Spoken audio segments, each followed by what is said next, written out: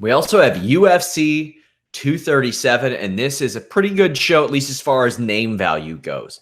Let's take a look from the bottom on up. You have Talita Bernardo and Melissa Gatto. I need to pull up the odds there. Wow, Talita Bernardo a minus 475, Gatto a plus 380.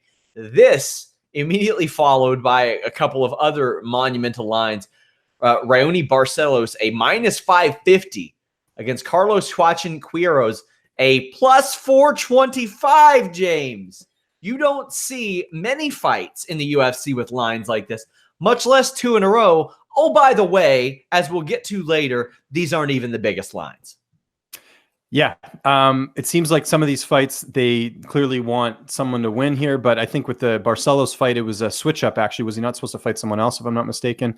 Yeah, he was supposed to fight Sadner Magomedov on this card, and he got an injury. So this is a short notice opportunity here for Quiores. I don't know if that's how you pronounce it. But yeah, I mean, I expect both of the favorites to win in this one. Barcelos, I think, is amazing at 135. He just hasn't fought that much. I think that's why he doesn't get brought up as one of sort of, you know, the rising fighters in that division.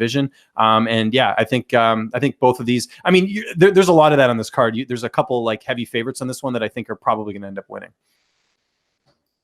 Joe, in addition to this, you have Warley Alves a minus 145 versus Sergio Moraes a plus 125, Priscilla Cachoeira a plus 145 underdog, and Luana Carolina a minus 165. Kurt Hollabaugh a plus 110, Thiago Moises a minus 130. Then we have up on the main card, Loreno Starpoli a minus 110, even odds with Thiago Alves a minus 110.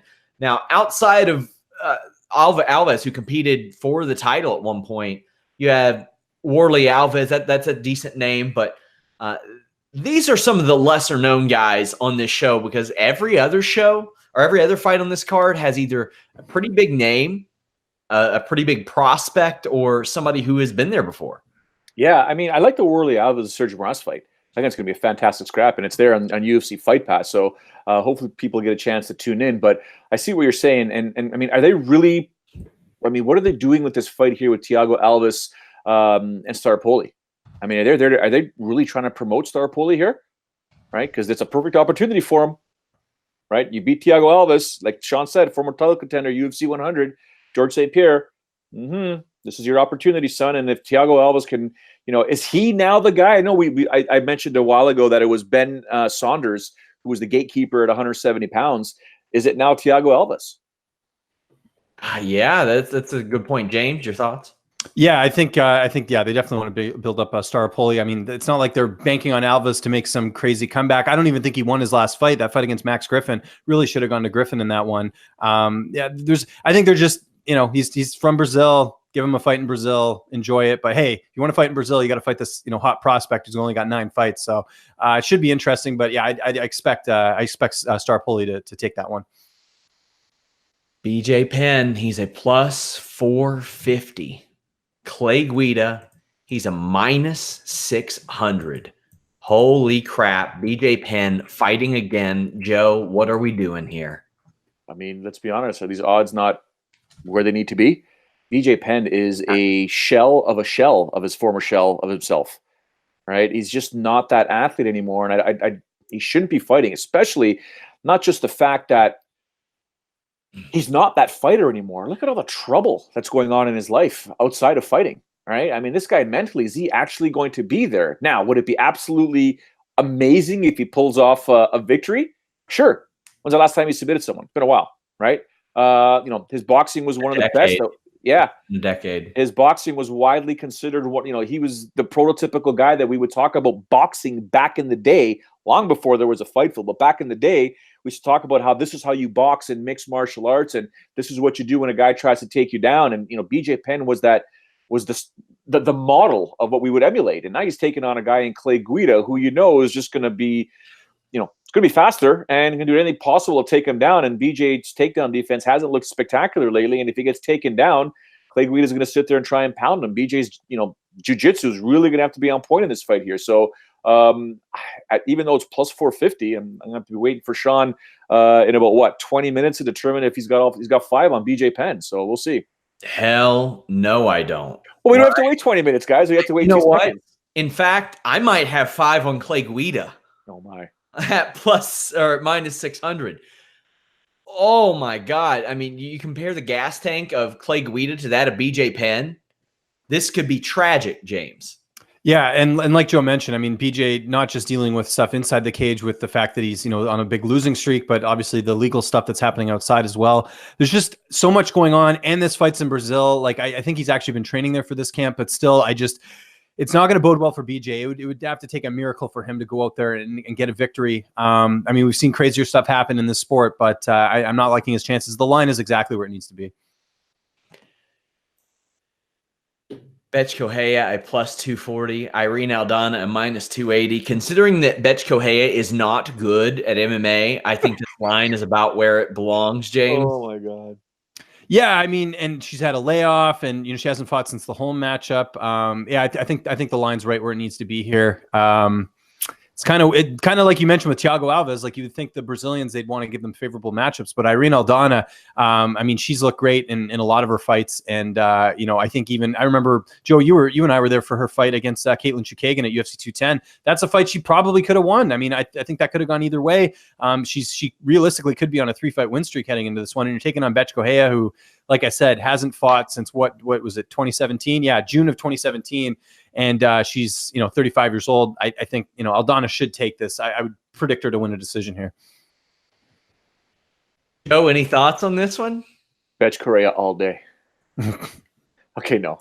Aldana will win this fight. I think she'll finish her off probably in the second round. But as much as listen, to say Correia operates in a different frequency would be an understatement. And I've seen her outside of the cage, just in general, walking around the various hotels that we always used to stay at when we would cover the UFC in person. She could be considered an odd duck by many people, but she bites down on her mouthpiece and she goes, right? It's just a matter of Aldana could be smart with her tactics and just stick to a game plan. She'll come out on top of this 135-pound boat.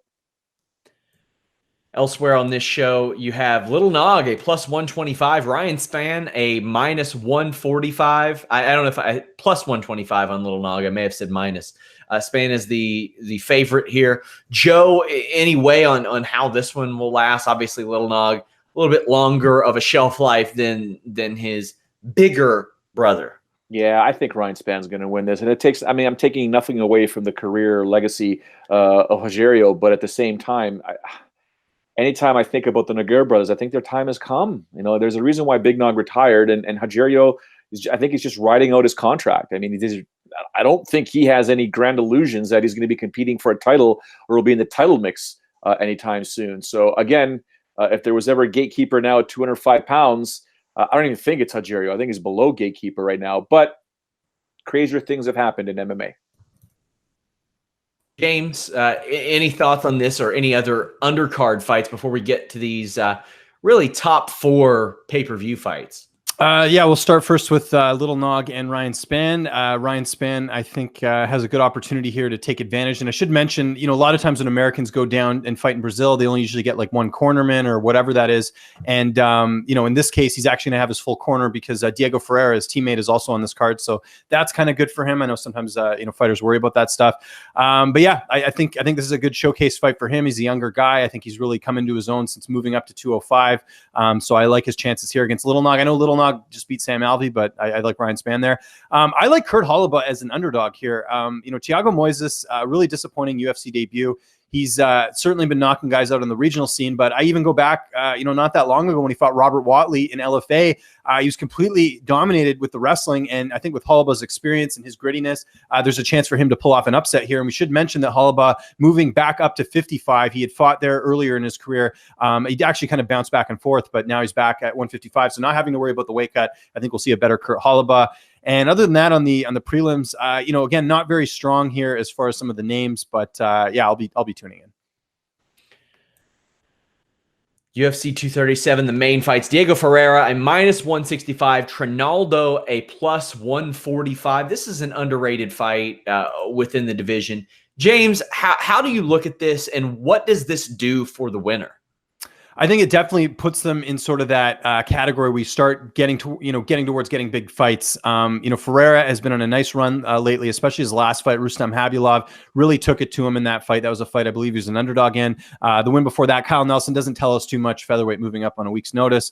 He has that win over Jared Gordon as well. Also has a win over Olivier Aubin-Mercier. The issue with Ferreira is just, he had that, I believe he was busted by USADA. So he had a bit of a layoff in between. I think it was 2016 and 2018. But he's getting momentum now, and he's at a good camp at Fortis. I really like what that team's doing. Good opportunity here for Trinaldo. I mean, I know both are Brazilian, but I would think with, you got a 40-year-old guy in Trinaldo fighting a 34-year-old guy in Diego Ferreira, you would think you'd want sort of the younger guy to win here. But I really like the improvements that Ferreira's made. I think he's going to take this one here. I know Trinaldo, a lot of experience, has a pretty good, winning streak himself. But I think Ferreira really takes it to him in this fight and just, again, shows that evolution in his game that we're seeing from fight to fight.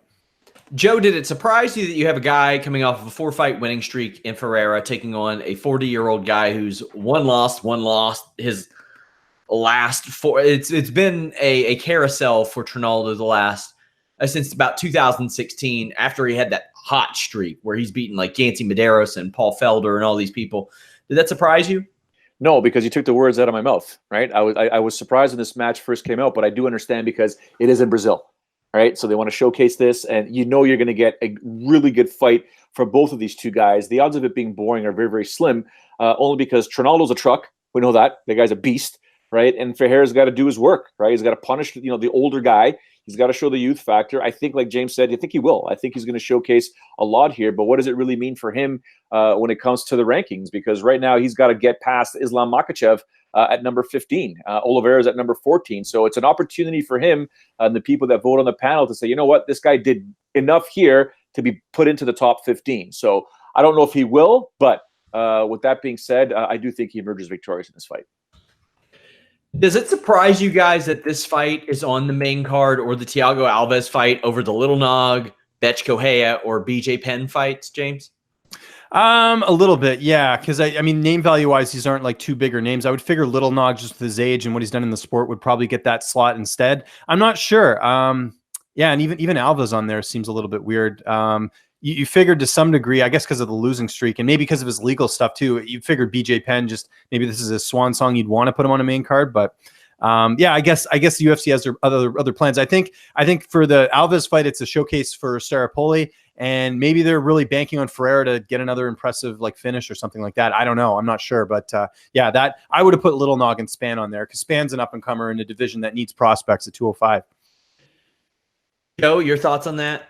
Yeah, I think I do kind of understand what the UFC is doing here. Obviously, with Ryan Spann, you can close off the prelims with a nice win or a spectacular fight, a name value that gets people talking into going into the pay-per-view. And then you got a really exciting fight with Ferreira and Trinaldo, like I mentioned before. And then you got the showcase, in my opinion, of what they're trying to do with Staropoli, right? Win or lose, this is a type of fight that wins for the UFC, because if Alves wins, hey, he's still relevant at 170 pounds. And if he loses, oh, who's this Staropoli guy?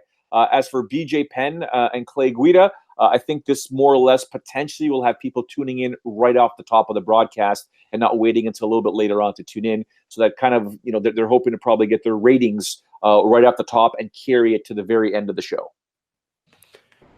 You also have Anderson Silva, a plus 130, Jared Cannonier, a minus 150. I think Anderson Silva is better than a lot of people still give him credit for, but it's a matter of pulling the trigger and having an Anderson Silva-esque performance. I don't know how many more of those that we're going to see, or how many of those he has in him. He is 44 years old. That just, it doesn't happen a lot these days. With Anderson Silva, he has not finished anybody since Stephan Bonner. So that's how long it's been, Joe. Does this happen, or does Jared Cannonier, or does he ride out a win, or does Jared Cannonier take it? I don't even know what to think anymore. If you're ever asking me from moving forward, I think I stopped doing it a while ago when it comes to Anderson Silva. I can't figure out the enigma. Right? I just can't figure out how the greatest of all time, has just derailed. I mean, I go way back to the Patrick Cote fight in Chicago, then the Damian Maia fight, which I think was in Dubai, or Abu Dhabi, and thought to myself, what are you doing? Like, you have the opportunity to go down as the Mike Tyson of MMA, the destroyer, the guy that we used to always think about as seeing fighting in slow motion, having that Matrix-like mentality, and that all changed. Starting for me back then with the Cote fight, then the Damian Maia fight, and then of course the first Chris Weidman fight. Or sometimes people just get caught. Their lesson is learned. You don't mess around in a fight. It's been going on that long for me when it comes to Anderson Silva, where I still believe that maybe it's my brain that's going all vintage and still thinks that this guy can just do that Matrix-like stuff. But Sean said it. It's October 13th, 2012 was the last time Anderson Silva got a finish. So I don't know what to say. Cannonier is just if he tags Anderson Silva, it'll be interesting to see how Anderson reacts. But if Anderson pulls off a vintage performance, guys, what are we going to say? On Sunday morning, what do you say? James, we like I said, we haven't seen this out of Anderson Silva. He fought Israel Adesanya and had a fight of the night. He beat Derek Brunson. He took a very emergency fight against Cormier. He had a fight of the night against Bisping, which many think that he should have won or could have won. He beat Nick Diaz, and then he had the Weidman fights. So it's been so inconsistent and controversial and back and forth with, did he win? Did he not win? Will he win this fight? And what does this mean for Jared Cannonier if he wins? Well, it's huge for Jared Cannonier. I mean, taking out a former middleweight champion, Anderson Silva, looks great on anyone's resume.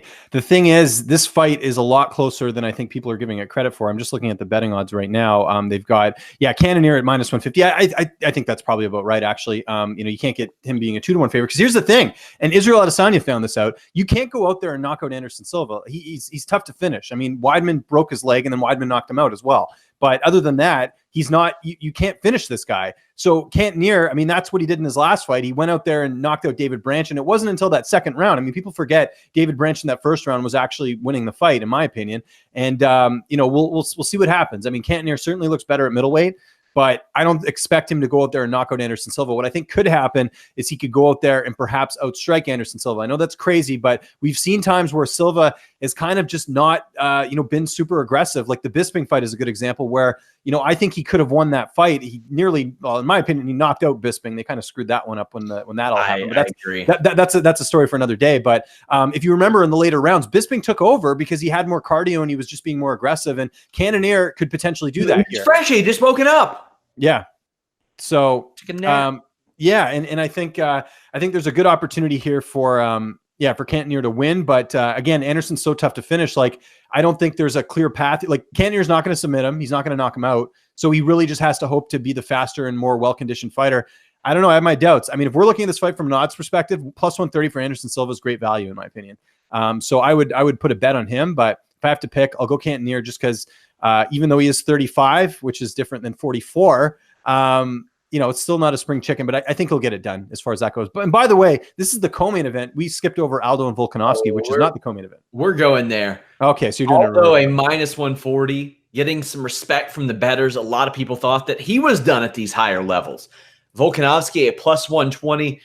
Boys, this is a fight. This is a fight. Aldo claims he's going to retire at the end of the year. So who knows what a win for him means? I know that a win for Volkanovski means a whole lot. Can he stop first off, the leg kicks of José Aldo, which will saw right through you, Joe? But this is a life-changing fight for Volkanovski. This gets him out of the conversation of can he compete at those higher levels to you damn right he can, and we should probably give him a title fight. I expect Volkanovski to give absolutely no respect to José Aldo the minute the referee steps out of the way. I think he's going to take away Aldo's space, and Aldo's going to be backtracking and have to use those leg kicks to eventually stop Volkanovski from moving forward, because Volkanovski knows he's in quote-unquote hostile territory. I know we throw that around, and every media outlet and fan throws that around whenever you're going down to Brazil. But it is hostile territory when you're not Brazilian. So I think he'll tune it out. I think he'll cut the cage off and go after Aldo. And if this one goes 15 minutes, I will be surprised. I think somebody's going to sleep in this one. James? I'm not making the same mistake I did with the Renato Moicano fight. I'm going to take Aldo in this fight. Aldo, it's such a weird thing. Again, like I was talking about patterns in MMA, like you would think the way Aldo lost to Holloway, that was it. That was the peak Aldo. And then here he goes out and knocks out Jeremy Stevens. And then he knocks out Renato Moicano, who's, a great prospect in his own right. Volkanovski has looked awesome himself. I mean, he completely dismantled Jeremy Kennedy a couple fights ago, knocked out Chad Mendez, but Aldo, to me, is still at the top of that division, and I think that his experience and the fact that it doesn't seem like he's taking his gas off the pedal. Let's not also forget the fact this is in Brazil. I mean, this guy has some of his best performances when he's fighting in his home country. I got to go Aldo here, but saying that, if Volkanovski goes out there and does something crazy and finishes Aldo, it would not surprise me because this guy, I think we haven't seen the best Alex Volkanovski yet. He just seems to be getting better every fight. This is a tough one. It really is a coin flip, but I got to go with experience here, and I got to go with José Aldo. I got to go with Aldo as well. Of course, there's a chance. But what do you think the chances are, James, that José Aldo sticks around a little bit longer than what he had said? Now, granted, every few months we hear that he wants to be a soccer star, a kickboxer, a boxer. He wants to get into competitive crocheting. Like there's a lot of different things that he's not putting his eggs all in one basket. I think we'll see him stick around depending on how this fight goes. It's really going to determine a lot. And also for the featherweight division itself, if Aldo wins this fight, they're absolutely going to do Edgar and Holloway, I would imagine. That has to be the fight they're doing because they're not going to do a third fight with Holloway. And if they do, what are we even doing here, man? Like wins and losses got to count for something. But if Volkanovski wins, then I think Volkanovski bumps Edgar and he gets that shot. Because if Volkanovski beats Aldo, that's huge. I mean, Aldo only loses to Max Holloway, and then if you'd have to go back and look even further as far as McGregor and all the other losses he's had. But yeah, I think Aldo, depending on how this fight goes. The other thing is too, if Aldo loses, I've always wanted to see him at 55. He still has a tough cut to get to 145. McGregor's up there now. There's a lot of interesting matchups for him at 55. And that's one of the things I asked him last year. If you remember when we did our coverage at UFC Calgary, I said, why not go to 40 or 55? Because Max is still the champ and he wasn't interested, but maybe that changes his tune if he loses here on Saturday, but I think he'll get it done. I think he'll get the win. Main event time. And it's a good one. Jessica Andrade, a -120 against Rose Namajunas, a +100. Rose has been out of things for a while. This honeymoon period, so to speak, after her victories over Joanna Jędrzejczyk has been extended, and sometimes it's crazy to think she is 26 years old still, but she is really just riding a 3-fight winning streak despite beating Joanna twice in a row. Her record very misleading as she is an 8-3 pro, but she won 3 fights all by finishes on Tough. I hold those in much higher regard than if somebody won a 2-round fight on Tough, a 2-round decision. She finished Joanne Calderwood and Randa Marcos and Alex Chambers, and she has 4 amateur wins as well. James, this fight is a big one for Rose Namajunas because there are some naysayers that think that maybe she was just a great matchup for Joanna, and it's going to be difficult for her to overcome Jessica Andrade. Who are you picking in this, and what do you see in this fight? What has happened? 7 of the last 8 events and for the UFC, the underdog has won. Last I'm checking on these betting odds, Rose Namajunas is the underdog, and it's very rare to see a champion as an underdog as well too. But it's certainly happened from time to time. I'm going Rose in this fight, and here's why. I think that yes, the fact that she was able to put away Joanna was extremely impressive, and I don't think it was a style thing. I think that Rose is really coming into her own. I think if she fought Karolina Kowalkiewicz, her last loss, I think that wouldn't even be close. She lost to Carla as well, but that was sort of a mental thing. I guess the only concern is the layoff and the fact that, she had the whole bus attack thing. I think it, obviously it did impact her. People can say what they want, but every fighter is different as far as taking that stuff. But here's the thing, guys, she's 26. She's 5'5". She's got a 65-inch reach. She's got a great build for the division. I don't think we've seen the best Rose Namajunas yet. And as great as Andrade is, I mean, it's so rare to see a strawweight go out and knock out a fighter in the first round like she did in her last fight against Karolina.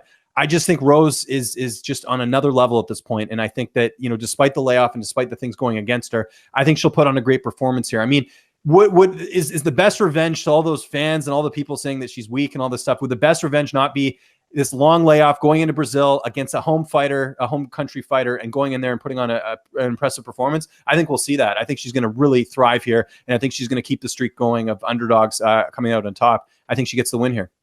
Joe, what's your prediction for this main event fight? Well, first and foremost, let's break down a couple of things when it comes to Thug Rose. She's 26, right?